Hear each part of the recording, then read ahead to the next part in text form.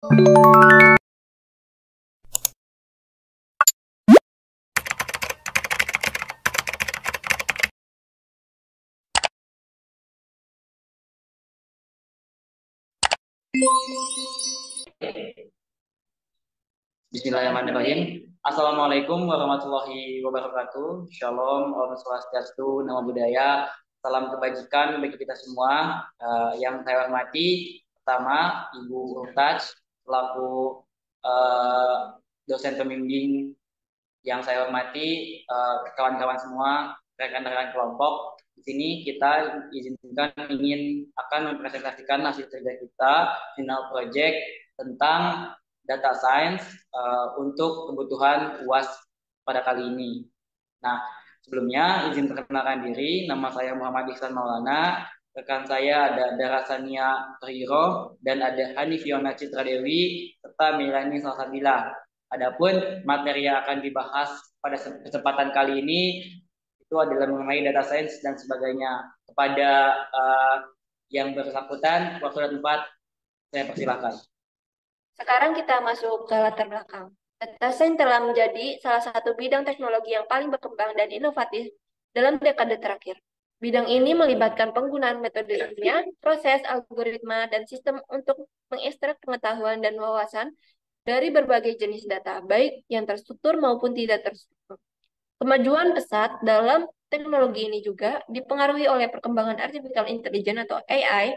Ini memungkinkan inovasi signifikan di berbagai bidang. Dengan terus berkembangnya teknologi ini, metode baru masa depan kolaborasi antara data science dengan AI menjanjikan berbagai kemajuan yang dapat memberikan manfaat yang besar bagi masyarakat. Selanjutnya kita masuk dalam materi peran data science dalam society 5.0. Data science memiliki kepentingan yang sangat besar di era society 5.0, sebuah konsep yang diusulkan oleh pemerintah Jepang yang membayangkan masyarakat masa depan di mana teknologi canggih seperti AI dan LOT, LOT digunakan untuk menciptakan masyarakat yang lebih baik dan inklusif. Berikut adalah beberapa contoh yang nyata bagaimana data science memerankan peran penting di era society 5.0. Yang pertama dalam bidang kesehatan. Dalam bidang kesehatan ini digunakan untuk menganalisis data pasien secara real time dan memprediksi penyakit sebelum gejala muncul. Misalnya Google DeepMind. Lanjut, dalam bidang transportasi digunakan untuk mengoptimalkan rute dan mengurangi kemacetan lalu lintas. Misalnya aplikasi seperti Waze dan Google Maps. Yang ketiga, dalam bidang pendidikan digunakan untuk memahami pola belajar siswa dan menyesuaikan kurikulum. Misalnya platform pembelajaran online, Coursera, dan Khan Academy. Selain tiga tadi, penggunaan data science juga dimanfaatkan pada sektor pertanian dan energi. Akan dilanjutkan oleh rekan saya. Selanjutnya adalah materi teknik-teknik data science. Yang pertama itu machine learning adalah bagian dari artificial intelligence atau AI yang menggabungkan statistik, matematika, dan data mining untuk belajar sendiri tanpa perlu diprogram ulang. Ada 4 teknik belajar machine learning yaitu supervised learning, unsupervised learning, semi-supervised learning, dan reinforcement learning. Yang kedua itu adalah data mining, adalah proses pengumpulan dan analisis data untuk menemukan pola dan informasi yang berguna. Teknik-teknik data mining yang umum digunakan adalah link analysis, deviation detection, nearest neighbor, clustering, dan decision tree. Pembelajaran data science. A. Bahasa pemrograman. Bahasa pemrograman yang populer digunakan dalam pembangunan machine learning adalah R dan Python. Kedua bahasa ini mudah dipelajari dan memiliki banyak library yang mendukung pengembangan machine learning. Selain itu, banyak komunikasi yang membahas tentang penggunaan Python atau R sehingga dapat lebih cepat belajar. Selanjutnya B. Pemanfaatan machine learning dapat diimplementasikan di berbagai bidang seperti yang pertama kesehatan. yaitu menganalisis data medis untuk diagnosis penyakit, peramalan perkembangan penyakit, dan pengembangan rencana perawatan yang lebih tepat. Selanjutnya, pemasaran dan layanan pelanggan. Memahami preferensi individu untuk memberikan pengalaman yang lebih personal dan relevan kepada pelanggan. Selanjutnya C, kursus data science.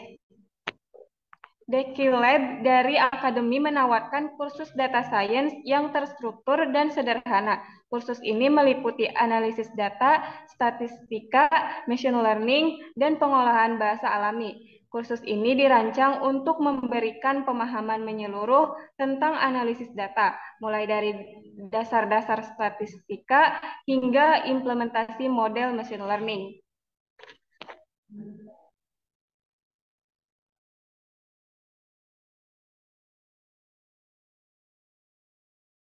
Baik, selanjutnya kita masuk ke dalam hasil percobaan iris dataset. Nah, dari hasil beberapa percobaan pada iris dataset dapat disimpulkan bahwa percobaan dengan decision tree tanpa parameter turning berbagai pembagian data, training, dan testing menghasilkan akurasi yang sama, yaitu 1,0 atau 100%. Sementara akurasi decision tree dengan parameter tuning hasilnya bervariasi dan cenderung lebih rendah dibanding dengan tanpa parameter tuning. Akurasi berkisar antara 0,46 atau 46% hingga 0,653 atau dalam kurung 65,3%. Ini mengindikasi bahwa tuning parameter pada model decision tidak selalu meningkatkan performa dan bisa menurunkan akurasi. Untuk penggunaan ADBOS juga menghasilkan akurasi 1.0 yaitu 100% di semua pembagian data.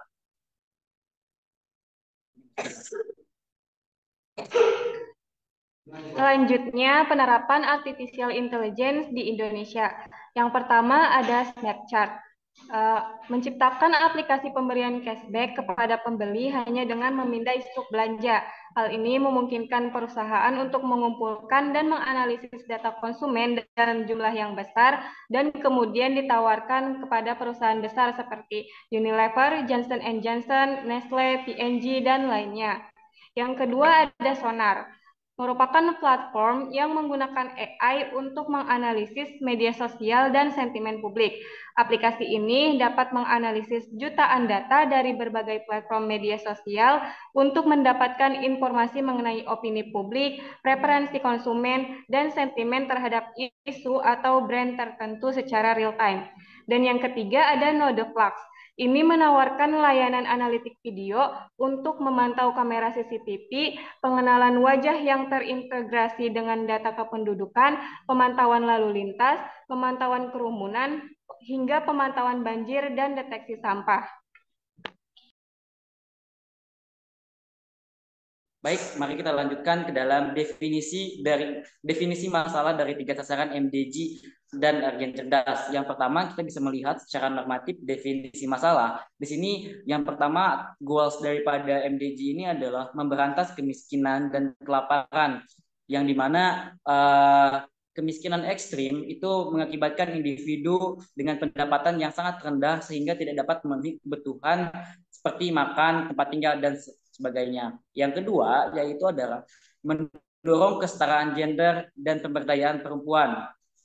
Karena ketidaksetaraan gender ini menjadi masalah yang signifikan di banyak negara, di mana perempuan seringkali menghadapi diskriminasi dalam akses pendidikan, pekerjaan, dan pengambilan keputusan. Yang terakhir, yang ketiga, yaitu adalah menurunkan angka kematian anak. Karena mengingat angka kematian anak yang tinggi di bawah usia 5 tahun sering disebabkan oleh penyakit yang sebenarnya dapat dicegah oleh hal-hal yang sederhana seperti pneumonia, diare, malaria, dan malnutrisi. Next. Yang kedua, kita bisa akan membahas rancangan agen cerdas, yang dimana satu yang tadi saya sampaikan, memberantas kemiskinan, bisa menggunakan performance measure untuk penurunan tingkat kemiskinan ekstrim, meningkatkan akses kebutuhan dasar seperti makanan, tempat tinggal, kesehatan, dan sebagainya. Yang kedua adalah environment komunitas miskin, lembaga pemerintah, pasar, pekerja, pusat layanan sosial, kesehatan, dan lembaga sosial. Yang selanjutnya itu adalah aktuarius atau suatu program bantuan sosial, pelatihan keterampilan yang diinisiatifkan, didistribusikan untuk makanan, layanan kesehatan, dan komunitas. Yang selanjutnya ada sensor, yang dimana sensor ini adalah tentang data pendapatan rumah tangga, statistik kesehatan, laporan distribusi makanan, dan survei kebutuhan masyarakat. Yang kedua, yaitu adalah ketika kita mendorong kesetaraan gender atau pemberdayaan wanita, maka diperlukan performance measure kembali, peningkatan tingkat partisipasi perempuan dalam pendidikan, peningkatan jumlah perempuan di posisi kepemimpinan, dan penurunan tingkat kekerasan terhadap wanita. Yang selanjutnya yaitu adalah environment, adalah yang disebutkan dengan sekolah, tempat kerja, lembaga pemerintahan, komunitas, dan lembaga non pemerintah. Yang kita lanjutkan yaitu Actuators, program pendidikan dan pelatihan, kampanye kesadaran gender, bantuan hukum dan psikolog untuk korban kekerasan, dan inisiatif pemberdayaan ekonomi. Yang terakhir itu adalah sensors, yang dimana data partisipasi pendidikan, statistik kekerasan berbasis data gender, survei kepuasan kerja perempuan, dan laporan organisasi perempuan. Next.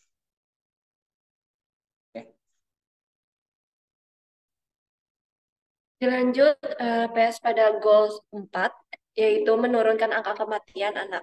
Yang pertama, performance measure, menurunkan angka kematian anak di bawah usia 5 tahun, peningkatan tingkat imunisasi, dan peningkatan akses ke layanan kesehatan dasar. Environment-nya, puskesmas, rumah sakit, komunitas pedesaan dan perkotaan, lembaga kesehatan dan lingkungan tempat tinggal. Educators-nya, program imunisasi dan nutrisi, penyuluhan kesehatan, distribusi obat-obatan dan suplemen gizi, serta peningkatan fasilitas medis. Sensornya yaitu rekam medis anak, statistik imunisasi, data kesehatan masyarakat, dan laporan dari petugas kesehatan.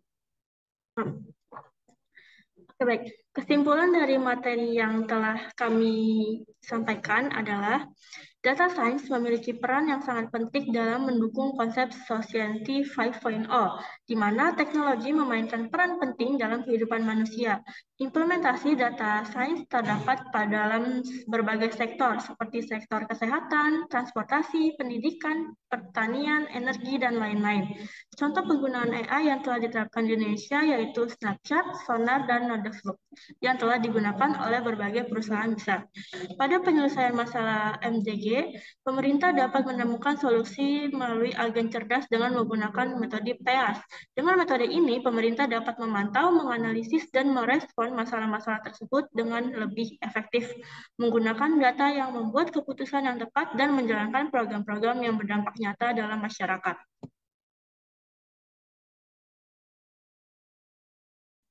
Baik, sudah juga presentasi kita pada kali ini. Mohon maaf yang sebesar-besarnya jika seandainya ada kata atau perkataan yang kurang berkenan atau kekurangan yang ada dalam kelompok kami, karena kesempurnaan hanya milik Allah Subhanahu wa Ta'ala. Terima kasih Ibu. Semoga kita bisa bertemu lagi di kesempatan yang lain. Sehat selalu, panjang umur. Terima kasih. Wassalamualaikum warahmatullahi wabarakatuh.